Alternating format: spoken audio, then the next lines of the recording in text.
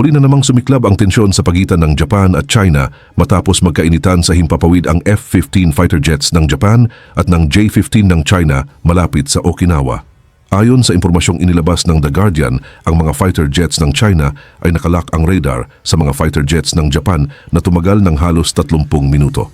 Nangako si Japan Prime Minister Sanae Takaichi na tutugon sila ng kalmado at matatag sa umano'y insidente at sinabi niyang gagawin ng kanyang bansa ang lahat ng posibleng hakbang para palakasin ang pagbabantay sa dagat at himpapawid at maingat na subaybayan ang mga aktibidad ng militar ng China.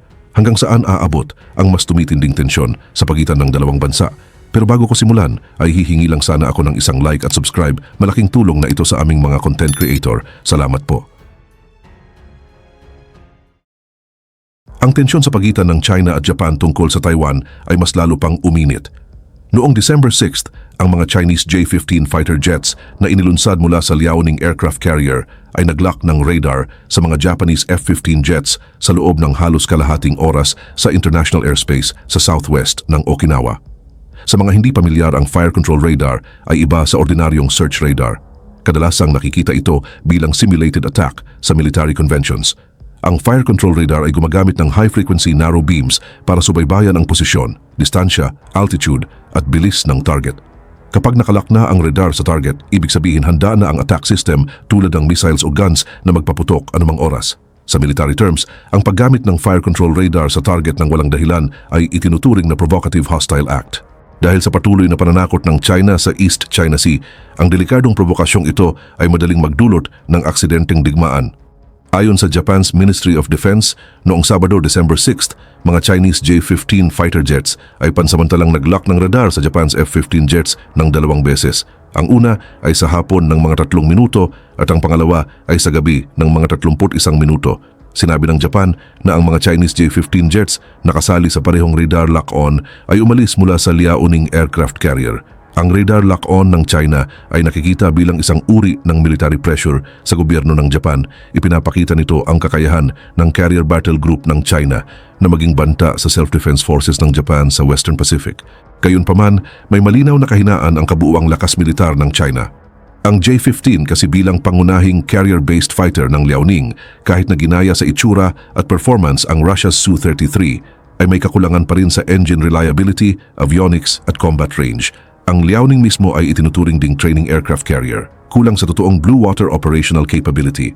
Sa kabilang banda, ang F-15 fighters ng Japan na na-modernize sa loob ng maraming dekada gamit ang advanced radar at electronic warfare systems ay may mas mature na performance at combat experience. Ang kahinaan ng militar ng China ay hindi lang sa kagamitan, kundi pati na rin sa sistematikong combat capabilities. Bagamat malaki ang bilang ng Chinese military, kulang ito sa tunay na combat experience, lalo na sa modernong large-scale naval at air combat. Samantala, ang self-defense forces ng Japan sa pamamagitan ng long-term joint training kasama ang US military ay nakabuo ng highly coordinated combat system. Kapag tumaas ang tensyon, magiging disadvantage ang China sa parehong tactical at strategic terms. Sa madaling salita, habang ang fire control radar lock-on ng J-15 fighters mula sa Liaoning aircraft carrier ay isang delikadong provokasyon sa tactical level, sa strategic level, mas mukhang bluff lang ito. Ito rin ay isang paraan ng China para subukan kung paano tutugon at tatagal ang Japan sa harap ng military friction. Ang insidente ay nagdulot ng matinding backlash mula sa ruling party ng Japan. Noong madaling araw ng December 7, ang Japan's Defense Minister na si Shinjiro Koizumi ay nag-hold ng isang rare press conference. Sinabi na ang aksyon ay sobrang nakalulungkot at binanggit na matindi nilang protesta sa China nang hihingi ng hakbang para hindi na maulit ang insidenteng ito. Noong December 7 din, ang Japan's Ministry of Foreign Affairs ay tinawag ang Chinese Ambassador sa Japan na si Wu Jianghao upang ipahayag ang matinding protesta sa insidente. Kasabay din noong araw na iyon, si Prime Minister Sanae Takaichi ay nagsabi na ang Japan ay tutugon ng mahinahon at matatag. Ang chairman ng Liberal Democratic Party Security and Defense Policy Committee sa Japan ay si Itsunori Onodera. Sinabi niya na ang level ng panganib ay walang duda na mas tumataas at dapat itong tingnan bilang isang provocative act. Ngunit ang totoong dapat ikabahala ay hindi ang radar lock-on sa military patrols mismo, kundi ang strategic support na natatanggap ng Japan sa likod ng insidente. Sa parehong araw ng confrontation ng Japan at China, ang Australian Deputy Prime Minister at Defense Minister na si Richard Marles ay nasa Japan. Nang makipagkita sa Japan's Defense Minister, sinabi ni Marles na ang insidente ay nakakabahala. Binanggit niya na ang Australia ay nakaranas din ng nakakaabala na pakikihalubilo sa militar ng China. Dagdag pa niya, "We will continue to stand with Japan in working with Japan to assert the rule-based order in this region, and we will do it resolutely."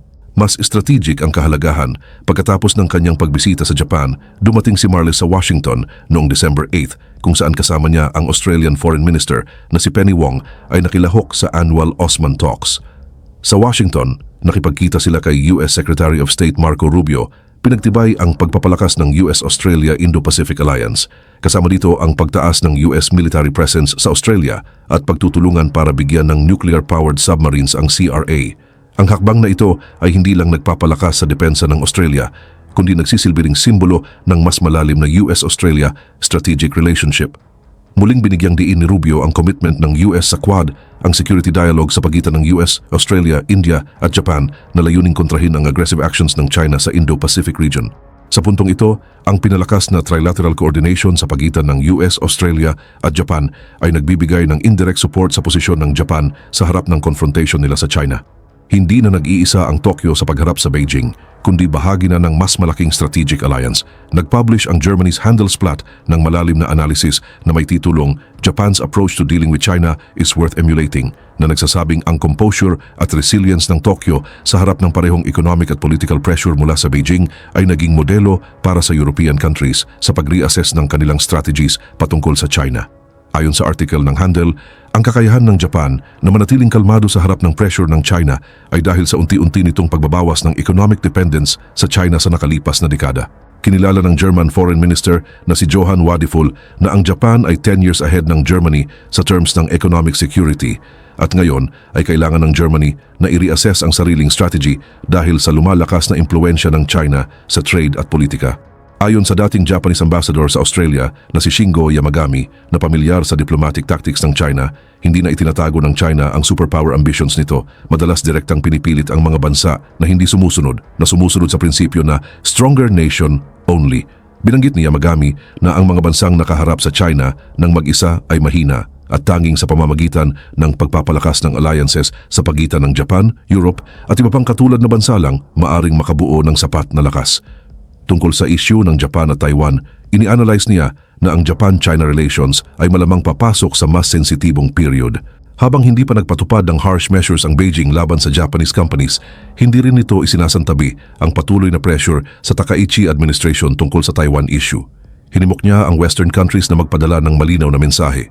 Kung magdesisyon ang China na gumamit ng puwersa laban sa Taiwan, ang One China policy ay hindi nakikilalanin at formal nakikilalanin ng mga bansa ang Taiwan diplomatically. Kung lalaban ang China sa Taiwan, ayon sa dating Japanese ambassador na ito, Japan ang unang magtatatag ng diplomatic relations sa Taiwan at hihikayatin ang Western democracies, kabilang ang Europe at US, na sumunod at ganap na kilalanin ang diplomatic status ng Taiwan. Bawat hakbang ng banta ng China ay nagtutulak patungo sa ibang resulta, ang internationalization ng Taiwan. Tingnan natin ang posibleng epekto kung formal na maisama ang Taiwan sa Western diplomatic system. Una, diplomatically, ang US State Department ay may contingency plan para sa upgrade ng Taiwan Relations Act kung saan tinitingnan ng Trump administration bilang powerful tool para sa Indo-Pacific containment. Susundan ito ng ibang G7 countries kasama ang EU at Australia na nakapila para kilalanin ang Taiwan at ang Southeast Asia ay magre-realign ng posisyon. Economically, makakakuha ang Taiwan ng boost mula sa democratic supply chain kung saan ang mga companies tulad ng TSMC ay magpapabilis ng friendshoring na magreresulta sa surge ng orders mula Japan at Europe. Militarily, ang joint patrols ng US, Japan, Australia at India ay magiging routine at ang military exercises sa Taiwan Strait ay lilipat mula sa defense patungong deterrence. Politically, habang ang UN seat ay maaaring mahirap makuha, ang status ng Taiwan bilang de facto country ay tumaas ng malaki at ang pamahalaan ng Taiwan na pinamumunuan ni Lai Ching-te ay maaaring magtulak para sa referendum tungkol sa Taiwan Republic. Sa madaling salita, ang One China principle ng China ay magiging walang silbi. Ang opinyon ng global public ay maaaring pumabor sa pro-peace consensus at ang impluensya ng China sa developing countries ay bababa. Ang remarks ni Takaichi ay nakitang paghamon sa kanyang authority na nagpuwersa sa Beijing na tumugon ng malakas o kung hindi, ito ay makikitang mahina at maaapektuhan ang posisyon niya sa loob ng partido. Ang ikaapat ay ang internationalization red line. Matagal nang sinusubukan ng Beijing na pigilan ang Taiwan issue na maging international topic. Pero ang pahayag ni Takaichi ay direktang naglink ng Taiwan security sa national security ng Japan na nagpapahiwatig na ang Taiwan issue ay tinitingnan na ng international community bilang isang core regional security matter. Ang trend na ito ay labis na ikinababahala ng Beijing dahil kapag na-internationalize na ang Taiwan issue, mapapasok ang China sa diplomatically passive position. Bilang retaliation, hinikayat ng China ang milyon-milyong turista na huwag bumisita sa Japan, pinagbawalan ang imports ng Japanese seafood at pinalakas ang military patrols. Dagdag pa rito, sinubukan ng Beijing na bawasan ang impluensya ng Japanese culture sa mainland China. Kinansela ang mga events kasama ang Japanese artists at pinahinto ang pagpapalabas ng Japanese films. Habang patuloy ang tensyon sa pagitan ng China at Japan, ang ferry na Shenzhen na sumisimbolo sa pagkakaibigan ng dalawang bansa ay pinatigil ang operasyon. Ayon sa South China Morning Post, ang Japan-China International Ferry na nagpapatakbo ng Shenzhen Ferry ay nag-anunsyo noong December 8 na sa kahilingan ng China, ang Shanghai-Osaka at Shanghai-Kobe routes ay suspindihin simula December 6. Ang dahilan ay ang safety ng travel sa pagitan ng dalawang bansa ay hindi matitiyak sa kasalukuyang sitwasyon. Pinangalanan mula sa Tang Dynasty monk na si Shenzhen, ang ferry ay nagpapatakbo mula pa noong April 1994, naging convenient link sa pagitan ng Shanghai at Osaka, Kobe. Nagdadala ito ng daan-daang libong passengers at goods bawat taon. Ang suspension ng ferry ay hindi lang nakakaapekto sa supply chains kundi humihinto rin sa tourism at cultural exchanges na nagpapakita ng shift mula sa diplomatic friction patungo sa tangible decoupling sa China-Japan relations. Sa public discourse, maraming netizens ang hayagang nagsabi, pinilit ni Takaichi ang Taiwan na maging international issue at ngayon nire-review na ang mga cards ni Xi Jinping. Ang pahayag na ito ay nagpapakita ng isang key reality. Sa Taiwan Strait struggle, ang Beijing ay hindi lang kulang sa international leverage, kundi kulang din sa domestic consensus. Ironically, ang mga aksyon ng China na originally layunin ay i-isolate at pahinain ang Taiwan ay tanging nagpalakas lang ng global awareness. Ayon sa report ng US Institute for the Study of War, iniutos ni Xi Jinping sa Chinese military na maging capable ng pag-invade sa Taiwan by 2027.